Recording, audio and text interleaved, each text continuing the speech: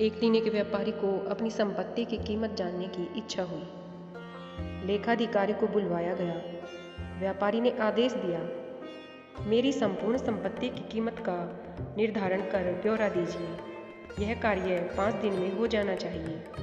ठीक 5 दिन बाद लेखाधिकारी ब्यौरा लेकर व्यापारी की सेवा में उपस्थित हुआ। व्यापारी ने पूछा, कुल कितनी संपत्ति है? मालिक, मोटे तौर पर कहूँ तो आपकी 7 पीढ़ियाँ बिना कुछ किए आनंद से भोग सकें इतनी संपत्ति है। लेखाधिकारी बोला। लेखाधिकारी के जाने के बाद व्यापारी चिंता में डूब गया। तो क्या मेरी 8वीं पीढ़ी भूखी मरेगी? वह दिन रात इसी चिंता में रहने लगा।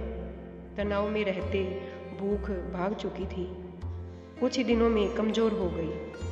व्यापारी की पत्नी ने बार बार तनाव का कारण पूछा, पर व्यापारी ने कोई जवाब नहीं दिया।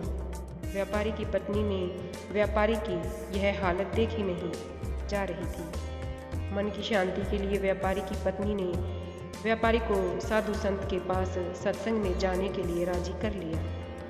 व्यापारी पहुंच गया एक सुप्रसिद्ध महात्मा के पास और एकांत में महात्मा से मिलकर अपनी समस्या का समाधान जानना चाहा। व्यापारी बोला, महाराज, मेरे दुख का तो कोई पार ही नहीं है।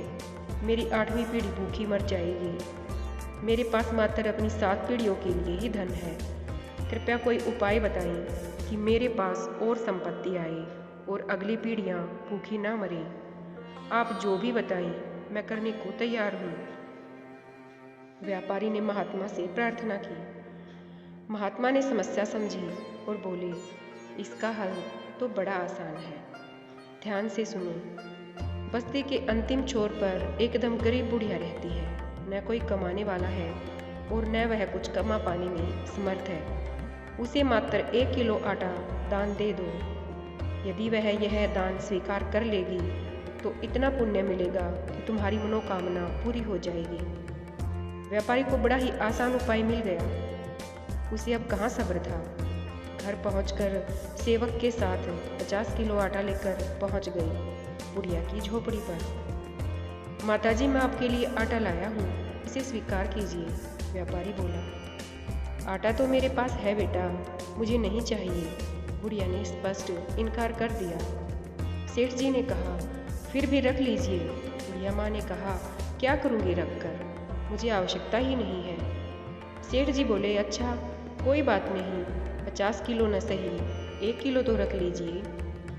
बेटा, आज खाने के लिए जरूरी आटा पहले से ही मेरे पास है, मुझे अतिरिक्त आटे की जरूरत नहीं है।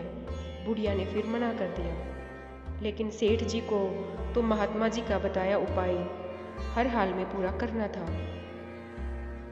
एक कोशिश और करके व्यापारी बोले, तो फिर इसे कल के लिए रख लीजिए। बूढ़ी माँ ने कहा कि बेटा, कल की चिंता मैं आज क्यों करूं? जैसे हमेशा प्रबंध होता आया है, कल के लिए भी कल ही प्रबंध हो जाएगा।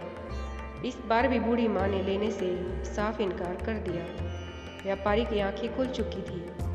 एक गरीब बुढ़िया कल के भोजन की चिंता नहीं कर रही और मेरे पास अथाह धन होते हुए भी मैं 8वीं पीढ़ी की चिंता कर रहा हूँ। व्यापारी को समझ आ गया कि मेरी चिंता का कारण अभाव नहीं, तृष्णा है।